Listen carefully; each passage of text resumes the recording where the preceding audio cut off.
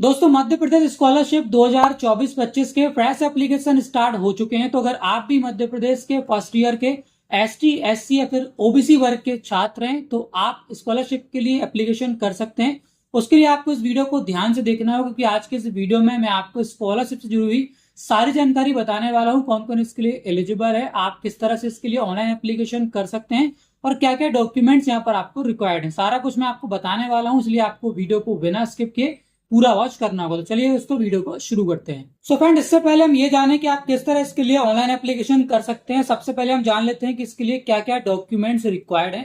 So friends, यहाँ पर मैं आपको बता दूं, अगर आप एमपी टास्क स्कॉलरशिप के लिए एप्लीकेशन करते हैं तो आपके पास आपका आधार कार्ड, आपकी समग्र आईडी, आपका जाति प्रमाण पत्र, इनकम सर्टिफिकेट और मूल निवासी प्रमाण पत्र, ये डॉक्यूमेंट्स आपके पास होना जरूरी है। और सबसे जरूरी बात यहाँ पर मैं आपको बता दूं कि ये जो डॉक्यूमेंट मैंने आपको बताया इसमें से आपका आधार कार्ड, आपका जाति प्रमाण पत्र और आपकी जो समग्र आईडी है, इन तीनों ही डॉक्यूमेंट में आपके जो डिटेल्स हैं वो एक जैसी होना चाहिए। जैसे कि आपका जो डेट ऑफ बर्थ है वो तीनों में एक जैसा होना चाहिए, अदरवाइज आप एप्लीकेशन नहीं कर पाएंगे। तो आपको एक बार चेक कर लेना, अगर कोई दिक्कत है तो आपको सबसे पहले इसमें करेक्शन करवा लेना है, उसके बाद ही आप एप्लीकेशन कर पाएंगे। और एक और इंपॉर्टेंट बात यहाँ पर मैं आपको बता दूं कि आप सभी के आधार कार्ड में मोबाइल नंबर लिंक होना चाहिए, तभी आप यहाँ पर एमपी टास्क से केवाईसी करके स्कॉलरशिप के लिए एप्लीकेशन कर पाएंगे। स्कॉलरशिप का फॉर्म भरने के लिए सबसे पहले आपके पास एमपी टास्क का प्रोफाइल होना चाहिए। तो चलिए हम चलकर देखते हैं एमपी टास्क प्रोफाइल या हितग्राही प्रोफाइल आप किस तरह से ऑनलाइन बना सकते हैं।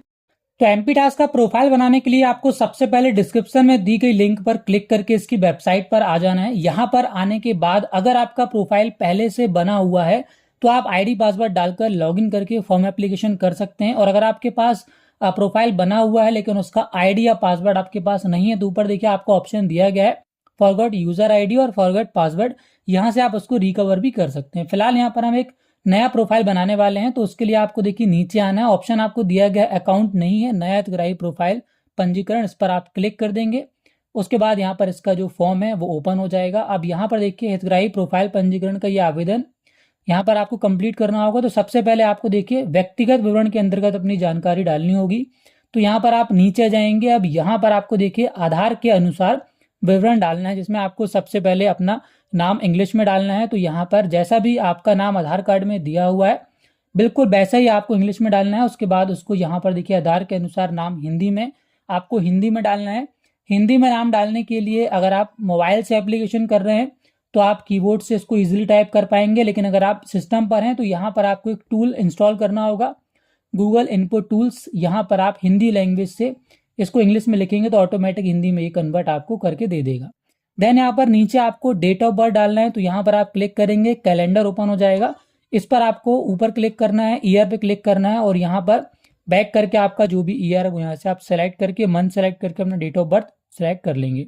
उसके बाद यहाँ पर पिता का नाम, फादर्स नेम आपको डालना है, अपना जेंडर डालना है, मेल फीमेल। उसके बाद आप नीचे जाएंगे, मध्य प्रदेश में मूल निवास का पता, तो यहाँ पर आपको अपना कंप्लीट एड्रेस फिल कर देना है, जैसे कि मकान नंबर, गली का नाम, क्षेत्र परिसर, नगर शहर या गांव का नाम और अपना एरिया पिन कोड। इसको डालने के बाद आपसे क्षेत्र पूछ रहा है, ग्रामीण क्षेत्र है या फिर शहरी क्षेत्र है।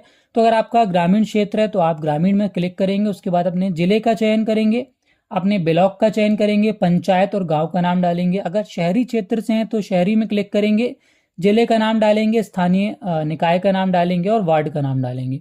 उसके बाद और नीचे जाएंगे। अब यहाँ पर अन्य जानकारी में आपको अपना एक मोबाइल नंबर देना है, मोबाइल नंबर यहाँ पर। उसके बाद वैवाहिक स्थिति आपसे पूछ रहा है, सिंगल है, मैरिड है, वो आपको डाल देना है। ईमेल एड्रेस अगर आपके पास है तो डाल सकते हैं, अदरवाइज ऑप्शनल है, इसको आप स्किप कर सकते हैं। अगर आप यहाँ पर वैवाहिक स्थिति मैरिड डालते हैं तो यहाँ पर जीवन साथी का नाम आपको डाल देना है। उसके बाद सबसे लास्ट में आपसे जाति प्रमाण पत्र की जानकारी पूछ रहा है। तो यहाँ पर आपका जो डिजिटल कास्ट सर्टिफिकेट है, यहाँ पर आपको मैं बता दूं कि आपके पास जो जाति प्रमाण पत्र है वो डिजिटल वाला होना चाहिए, तभी आप एप्लीकेशन कर पाएंगे। तो उसका जो सर्टिफिकेट नंबर होगा वो यहाँ पर आपको एंटर करना है। यहीं पर आपको जारी दिनांक डालना है। आपको देखिए आपके कास्ट सर्टिफिकेट में राइट हैंड साइड देखने को मिल जाएगा, जारी दिनांक यहाँ से आप डालेंगे। नीचे आपसे पूछ रहा है क्या आप दिव्यांगता की श्रेणी में आते हैं, कोई भी डिसेबिलिटी अगर आपको है तो यहाँ पर आप यस फिल करेंगे। उसके बाद अगर आप डिसेबिलिटी में आते हैं तो आपका एक यूआईडीआई कार्ड बना होगा, वो कार्ड नंबर यहाँ पर आपको एंटर करके गेट डिटेल्स पर क्लिक करना है, तो आपकी जानकारी यहाँ पर आ जाएगी। अगर आप विकलांग नहीं है तो सिंपली आपको नो वाले ऑप्शन पर क्लिक करना है। नीचे आपको अपना धर्म डालना है, हिंदू मुस्लिम सिख जो भी आपका रिलीजन है वो आपको डाल देना है। उसके बाद पूछ रहा है क्या आप ऑर्फन है, क्या आप अनाथ हैं। अनाथ हैं तो यस करेंगे, नहीं है तो सिंपली नो वाले ऑप्शन पर क्लिक करेंगे और नीचे यहाँ पर सुरक्षित करें एवं आगे जाएं वाले ऑप्शन पर क्लिक करेंगे। उसके बाद अगले पेज में यहाँ पर आपके जाति प्रमाण पत्र की जानकारी देखिए ऑटोमेटिक आ जाएगी, जैसे कि पिता का नाम, माता का नाम, आपकी जाति और उपजाति। चेकबॉक्स दिया गया, इस पर हमें टिक करके और सुरक्षित करें एवं आगे जाए वाले ऑप्शन पर क्लिक करना है। उसके बाद यहाँ पर हमें देखिए समग्र आईडी भरनी होगी, तो सबसे पहले हमें हितग्राही की समग्र आईडी यानी कि जो हमारी पर्सनल आईडी है वो यहाँ पर डालना है। देन यहाँ पर नेक्स्ट वाले बॉक्स में हमें परिवार की समग्र आईडी जो हमारी फैमिली आईडी है वो यहाँ पर एंटर करना है। उसके बाद समग्र विवरण प्राप्त करे वाले ऑप्शन पर क्लिक करना है। उसके बाद यहाँ पर नीचे देखिए आपके समग्र आईडी की जो जानकारी होगी वो ऑटोमेटिक यहाँ पर प्रिंट होकर आ जाएगी।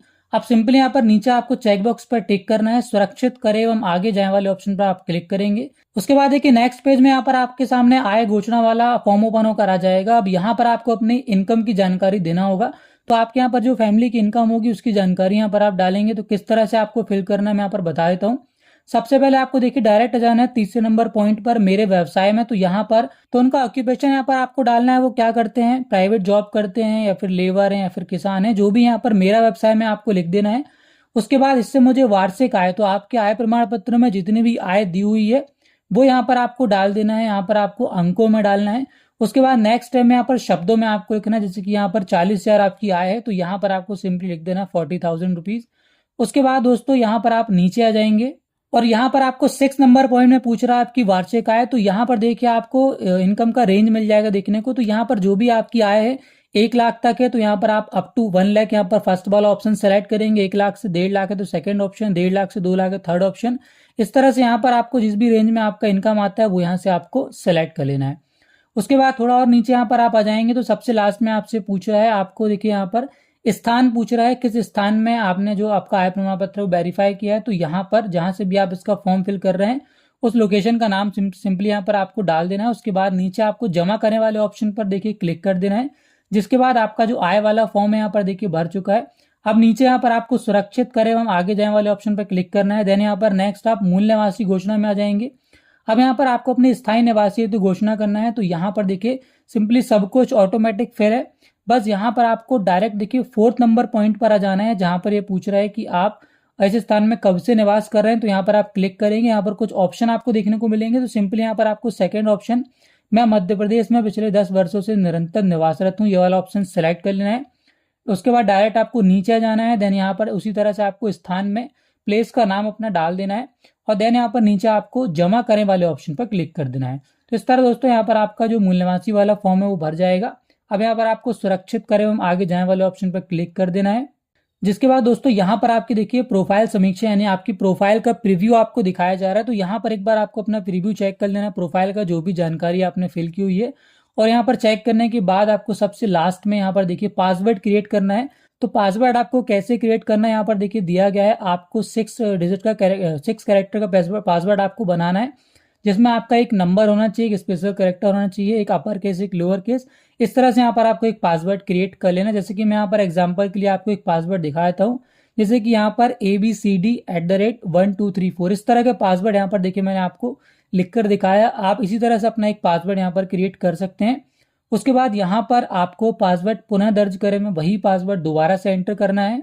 उसके बाद नीचे आपको चेकबॉक्स पर टिक करना है और यहाँ पर फाइनल सबमिट करें के ऑप्शन पर क्लिक करना है। उसके बाद दोस्तों यहाँ पर आप देख सकते हैं आपका जो प्रोफाइल है वो बन चुका है। यहाँ पर आपका एक यूजर आईडी आपको दे दिया गया, तो इसको आप कहीं पर नोट कर लेना है या फिर इसको आप कॉपी करके रख सकते हैं, क्योंकि इसी से आपको आगे लॉगिन करके अपना जो आगे का प्रोसेस है वो कंप्लीट करना है।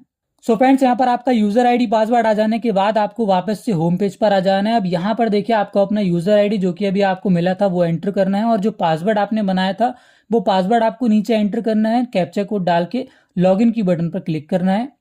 अब देखिए जैसे यहाँ पर आप लॉगिन करते हैं तो आपके सामने जो फर्स्ट इंटरफेस है वो कुछ इस तरह का आता है, जहां पर देखिए आपको KYC करने के लिए बोल रहा है। तो आपको सबसे पहले अपना KYC का प्रोसेस कंप्लीट करना है, तभी आप आगे प्रोसेस कर पाएंगे। तो उसके लिए दोस्तों यहाँ पर आपको आधार आधारित पंजीयन में क्लिक करना है। उसके बाद नीचे आपको अपना आधार कार्ड नंबर एंटर कर देना है। अब यहाँ पर होगा ये कि आपके आधार कार्ड में जो मोबाइल नंबर रजिस्टर्ड होगा उस पर एक OTP आपको सेंड किया जाएगा। तो यहाँ पर आधार कार्ड नंबर डाल के नीचे आपको कैप्चा कोड एंटर कर देना है उसके बाद यहाँ पर आपको नीचे चेकबॉक्स पर टिक करना है। अब नीचे यहाँ पर देखिए आपको दो ऑप्शन दिए गए हैं, वन टाइम पासवर्ड और बायोमेट्रिक। तो यहाँ पर अगर आपके आधार कार्ड में मोबाइल नंबर लिंक है तो आपको वन टाइम पासवर्ड वाले ऑप्शन पर क्लिक करना है। उसके बाद नीचे आपको ओटीपी प्राप्त करे वाले ऑप्शन पर क्लिक करना है, जिसके बाद आपके आधार कार्ड से रजिस्टर्ड नंबर पर आपको ओटीपी सेंड किया जाएगा। तो आपके आधार कार्ड में मोबाइल नंबर लिंक होना यहाँ पर जरूरी है। अब जैसे यहाँ पर देखिए आपके आधार कार्ड से रजिस्टर्ड नंबर पर ओटीपी सेंड किया जाएगा तो नीचे एक ऑप्शन आ जाएगा ओटीपी दर्ज करें। यहाँ पर सिंपली आपको वो ओटीपी एंटर कर देना है। देन यहाँ पर नीचे आपको ऑप्शन दिया गया है ओटीपी सत्यापित करें, तो इस ऑप्शन पर आपको क्लिक कर देना है। जिसके बाद दोस्तों आपका जो ई-केवाईसी का प्रोसेस है वो यहाँ पर देखिए कंप्लीट हो चुका है। अब यहाँ पर आपके सामने डैशबोर्ड ओपन हो चुका है। तो यहाँ पर सबसे पहले मैं अपना प्रोफाइल प्रिंट करना होगा। तो प्रोफाइल प्रिंट करने के लिए यहाँ पर देखिए लेफ्ट हैंड साइड आपको ऑप्शन दिया गया माय प्रोफाइल, इस पर आप क्लिक करेंगे। उसके बाद देखिए यहाँ पर आपके सामने एक सेकंड लास्ट ऑप्शन होगा प्रिंट प्रोफाइल डिटेल्स, इस पर आपको क्लिक कर देना है। जिसके बाद यहाँ पर आपका जो प्रोफाइल है वो देखिए कुछ इस तरह से ओपन हो जाएगा। अब यहाँ पर इस प्रोफाइल को आप प्रिंट कर सकते हैं या फिर आप चाहें तो यहाँ पर इसका पीडीएफ बना सकते हैं। एक्सपोर्ट पीडीएफ में क्लिक करके इसको आप डाउनलोड भी कर सकते हैं। सो फ्रेंड्स, यहाँ पर हमारा जो एमपी टास्क प्रोफाइल बनाने का प्रोसेस था वो कंप्लीट हो चुका है। अब यहाँ पर स्कॉलरशिप के लिए अप्लाई करने के लिए आपके सामने देखिए पीएमएस का ऑप्शन आएगा, जहां पर आप एप्लीकेशन अप्लाई में क्लिक करके अपने एप्लीकेशन स्कॉलरशिप एप्लीकेशन के लिए अप्लाई कर सकते हैं। एप्लीकेशन प्रोसेस के लिए मैं अलग से एक वीडियो जल्दी लेकर आने वाला हूं। उसके लिए आप चैनल को सब्सक्राइब करके बेल आइकन को प्रेस कर लीजिए, जिससे जैसे वो वीडियो आता है तो आपको सबसे पहले उसका नोटिफिकेशन मिल सके। फिलहाल दोस्तों आज के इस वीडियो में इतना ही। आई होप यहाँ पर इस एमपी टास्क प्रोफाइल बनाने का कंप्लीट प्रोसेस आपको समझ में आ गया होगा। फिर भी अगर कोई डाउट हो, कोई प्रॉब्लम आपको जाती है तो आप कमेंट करके पूछ सकते हैं। वीडियो दोस्तों अगर आपको पसंद आए तो वीडियो को लाइक कीजिए। आगे भी ऐसी इन्फॉर्मेटिव वीडियोस देखने के लिए चैनल को सब्सक्राइब करके बेल आइकन को प्रेस जरूर कर लीजिए।